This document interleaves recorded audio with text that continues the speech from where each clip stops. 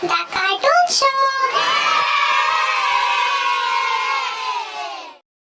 एक समय की बात है, सीतापुर नाम के एक गांव में जगिया नाम का एक बहुत ही गरीब आदमी रहता था। जगिया किसी के खेतों में काम करके अपने घर का गुजारा करता था।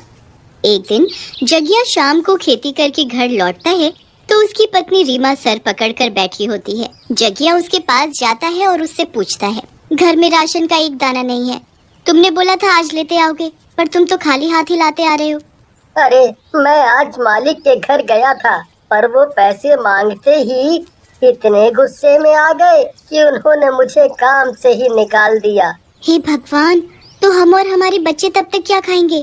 कैसे होगा हमारा गुजारा? जगिया, उसकी पत्नी और बच्चे बेचारे भूखे प्यासे जैसे तैसे 2 दिन गुजारते हैं। जगिया को भी कुछ काम नहीं मिल रहा होता। वो इतना परेशान हो जाता है कि जंगल से कुछ फल सब्जी ही तोड़ने के लिए निकल पड़ता है। चलते चलते वो काफी आगे निकल जाता है। फिर अचानक उसकी नजर एक पेड़ पर पड़ती है जिस पर कुछ अजीब से फल लगे होते हैं। अरे ये फल तो मैंने पहले कभी नहीं देखा, चलो चलकर देखता हूँ। जगिया आगे चलकर देखता है तो उसे बड़ा ही अलग नजारा दिखता है। अजीब अजीब सब्जियां, फल और फूल लगे होते हैं। फिर उसकी नजर एक छोटी पर बड़ी ही खूबसूरत झोपड़ी पर पड़ती है। जगिया उस झोपड़ी को इतने घने जंगल में देखकर बड़ा ही हैरान होता है, पर फिर वो उस झोपड़ी के अंदर जाने का फैसला करता है। जैसे ही वो झोपड़ी के पास पहुंचता है और उसका दरवाजा खटखटाने ही वाला होता है कि दरवाजा अपने आप खुल जाता है। जगिया एकदम घबरा जाता है। फिर अंदर से किसी औरत की आवाज आती है, आओ आओ, अंदर आओ। जगिया डरता हुआ हिम्मत करके अंदर जाता है तो देखता है कि बाहर से दिख रही झोपड़ी अंदर से आलीशान घर जैसी होती है। वो तो उसे देखता ही रह जाता है।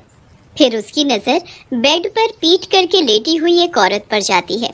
उसके लंबे लंबे बाल होते हैं और उसका चेहरा दूसरी तरफ होता है, इसलिए जगिया उसकी शक्ल नहीं देख पाता। जगिया इस बात से बिल्कुल अनजान होता है कि वो औरत एक चुड़ैल है। कौन हो तुम और इस घने जंगल में अकेली क्यों रहती हो? मेरा नाम माया है, मैं इस जंगल की रानी हूँ। तुम बताओ, तुम यहाँ क्यों आए हो?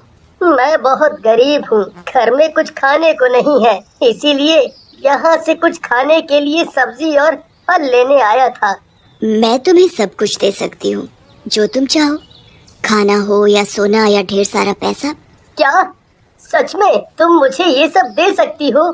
हाँ बिल्कुल, क्यों नहीं, पर बस तुम्हें मेरा नौकर बनकर रहना होगा। तुम्हें मैं जो कहूँ वो सब काम करने होंगे। अगर तुमने ऐसा किया तो मैं तुम्हें माला माल कर दूंगी। जगिया उस चुड़ैल का नौकर बनने को तैयार हो जाता है। उसे उस वक्त बस अपने घर की तकलीफ और अपने भूखे बच्चे दिख रहे होते हैं और वो उसके अलावा कुछ नहीं सोचता। चलो फिर मैं तुम्हें पहला काम देती हूँ। जाओ, अभी बाहर जाओ और वहाँ एक पीले फल वाला पेड़ होगा। उस पेड़ पर चढ़कर सबसे पका हुआ फल लेकर आओ। याद रहे, फल सबसे पका हुआ और मीठा होना चाहिए। जगिया झोपड़ी के बाहर जाता है और पीले फल के पेड़ पर चढ़ जाता है। उसके बाद वो सबसे पका हुआ फल ढूंढने लगता है। अब इसमें से सबसे पका हुआ फल कौन सा है, ये कैसे पता लगेगा? फिर जगिया की नजर एक ऐसे फल पर जाती है जिस पर मक्खियाँ भिनभिना रही होती हैं।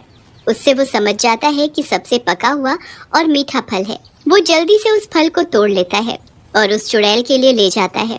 चुड़ैल अभी भी पीठ करके लेटी होती है।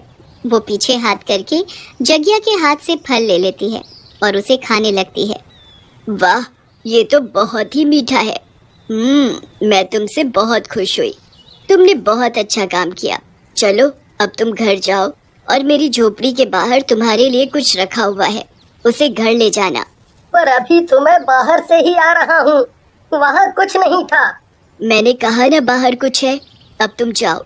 जगिया को समझ नहीं आता और उसे लगता है कि वो औरत उसे पागल बना रही है। वो निराश हो जाता है और झोपड़ी का दरवाजा खोलकर बाहर जाने लगता है। जैसे ही वो बाहर निकलता है उसकी नजर बाहर रखे ढेर सारे राशन पर जाती है।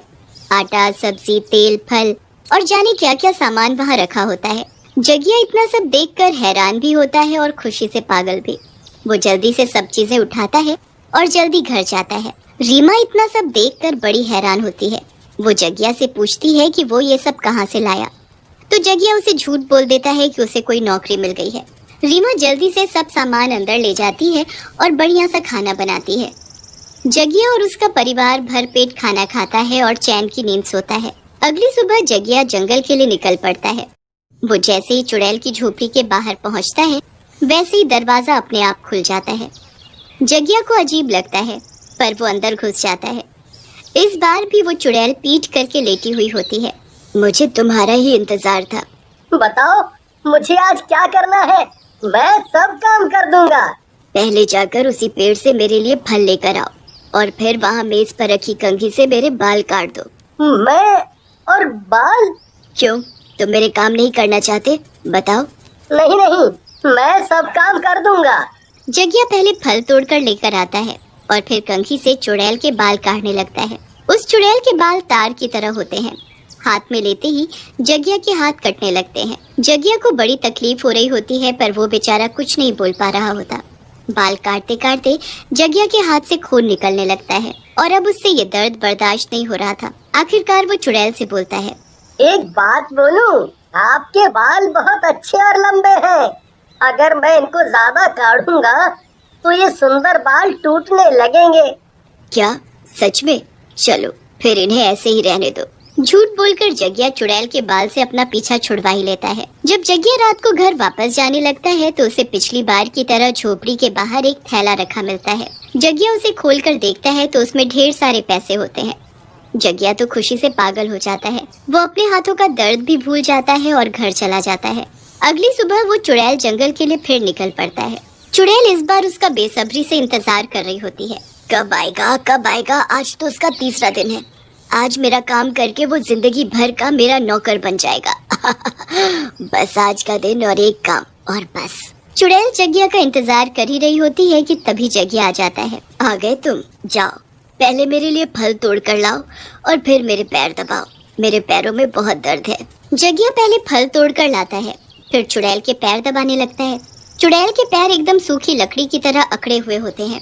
जगिया बड़ा ही हैरान होता है। कैसी औरत है ये, एक तो हर वक्त अपना मुंह छुपाए रहती है और ऊपर से कितनी अजीब है। बाल काढ़ो तो हाथ कट जाते हैं और पैर जैसे कोई सूखी लकड़ी। पैर दबाते दबाते काफी देर हो जाती है। फिर अचानक जगिया उसके पैर के पंजों को दबाने ही लगता है कि हाथ लगाते उसके होश उड़ जाते हैं। उसके पंजे तो उल्टे होते हैं।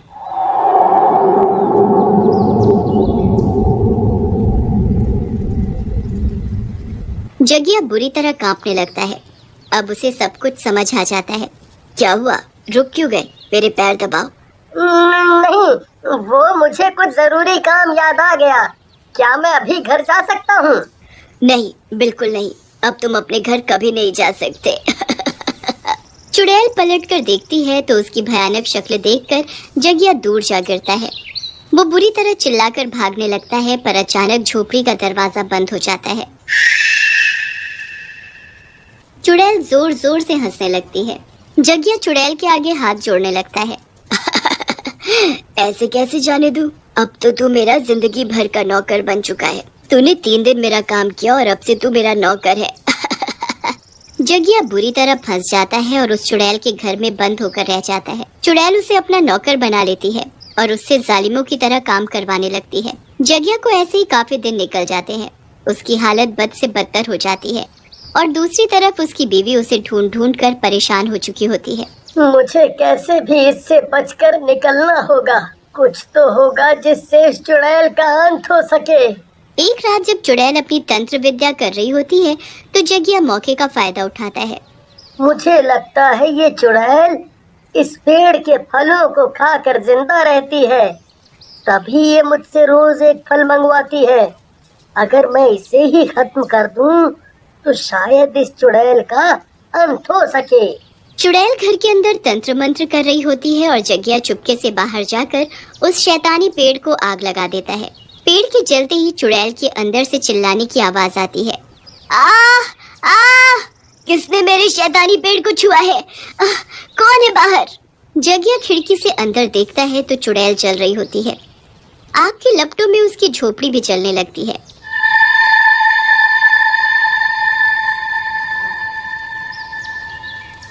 आखिरकार जगिया उस चुड़ैल को मारकर वहां से बच निकलता है। वो भागता हुआ अपने घर आकर सांस लेता है और सब कुछ अपनी बीवी को बताता है।